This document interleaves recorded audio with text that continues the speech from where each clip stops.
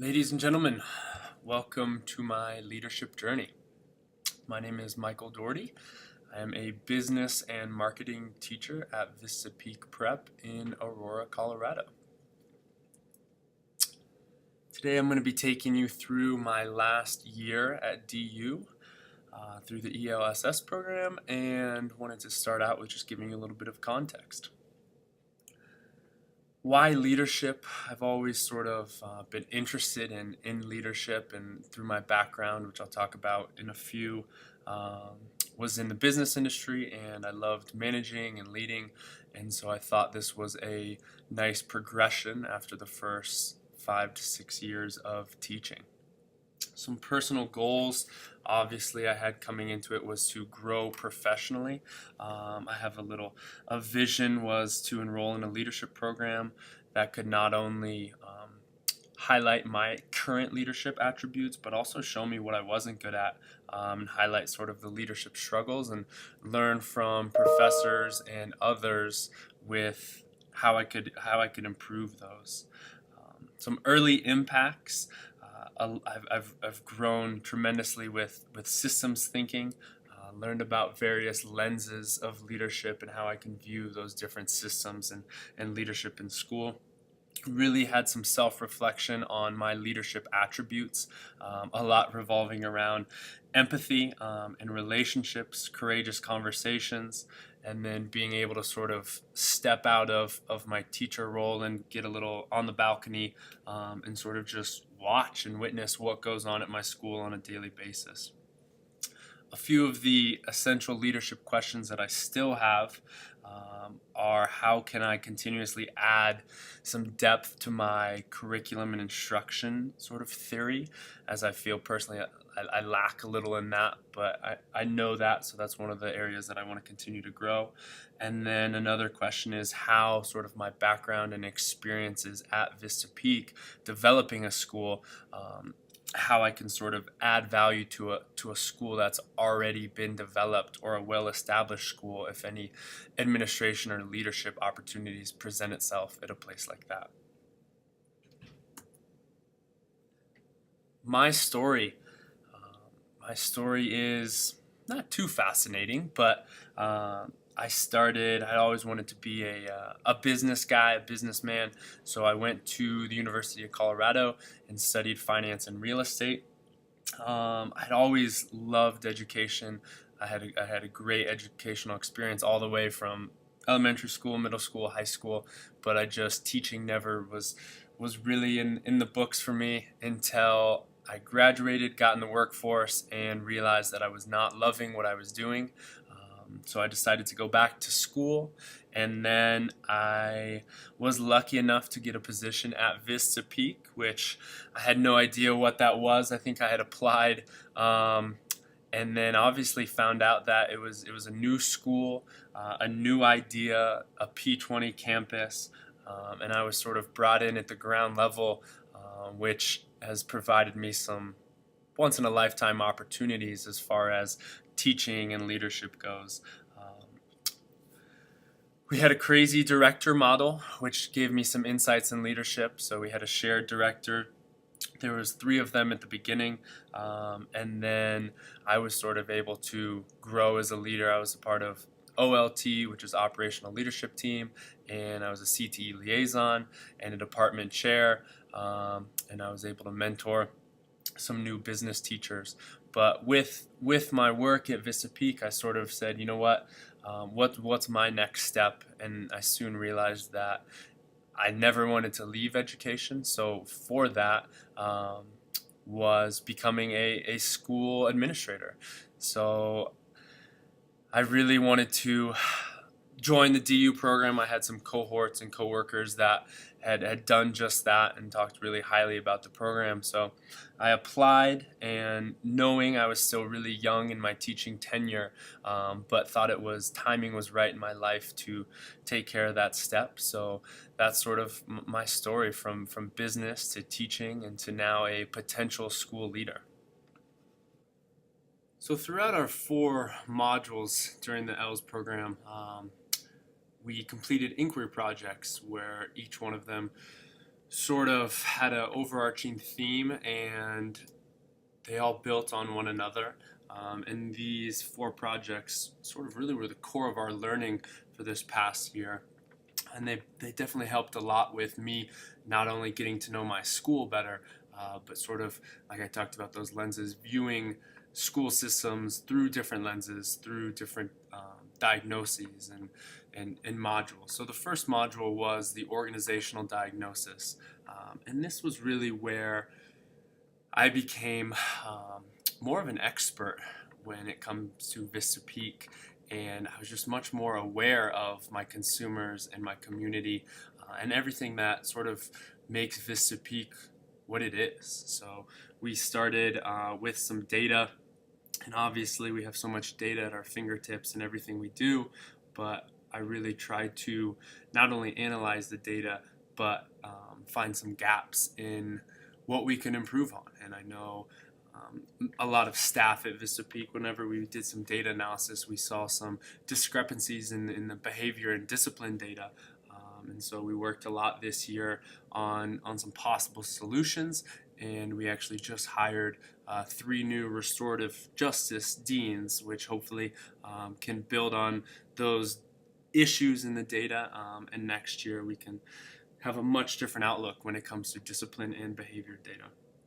Also, as part of the diagnoses, you did a lot of systems thinking, like I mentioned, to where there was a market snapshot, a data snapshot, and then a whole system snapshot where we broke the school down in different systems and really looked at the constituents and who worked for them and who those consumers were.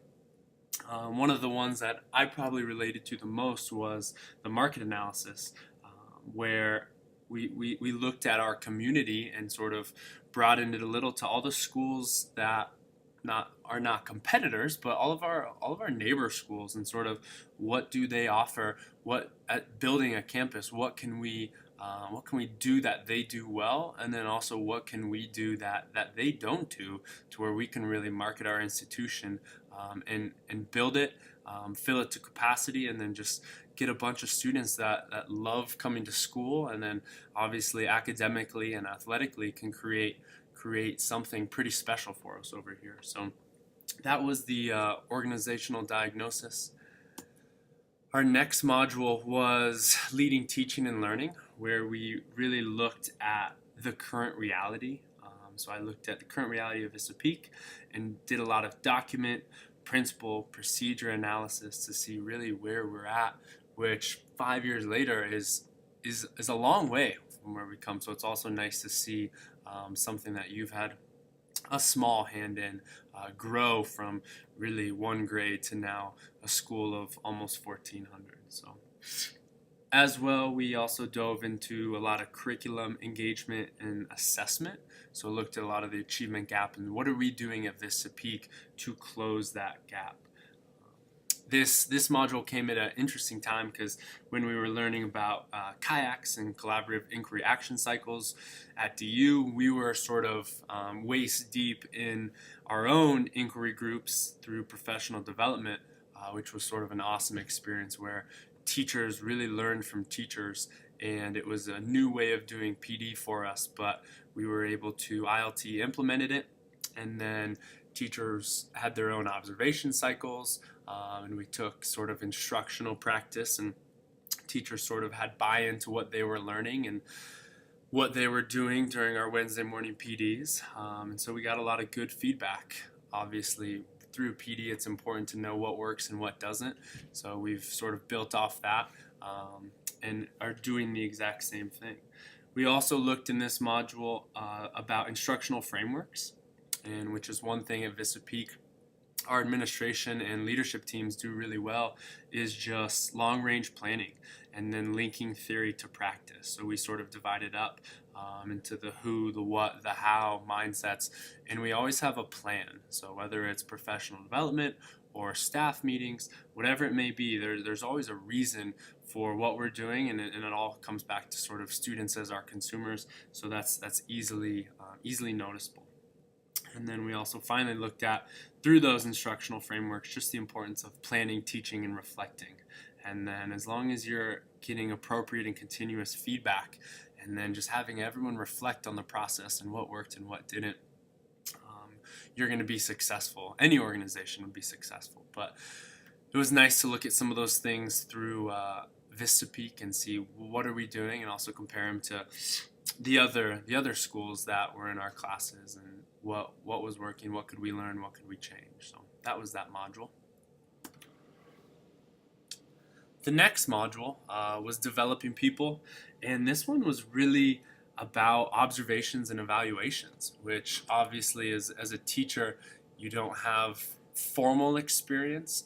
I have a lot of informal experience just with our inquiry groups and our kayaks and mentoring new business teachers, but this really took those observations to the next level, where we learned it starts a lot with relationships, to where as administrators you want to be seen not only as an evaluator and an observer, but a support system, to where you're just helping those teachers be better teachers. And I think that was one thing I saw with my mentor and the observation cycles, is how much front loading time goes into those observations, to where it's not all just A, B, C, D, and here's what we're doing through Randa and evaluations, but it's building those relationships to where the teachers know, hey, you care about them and you're here to make them better teachers.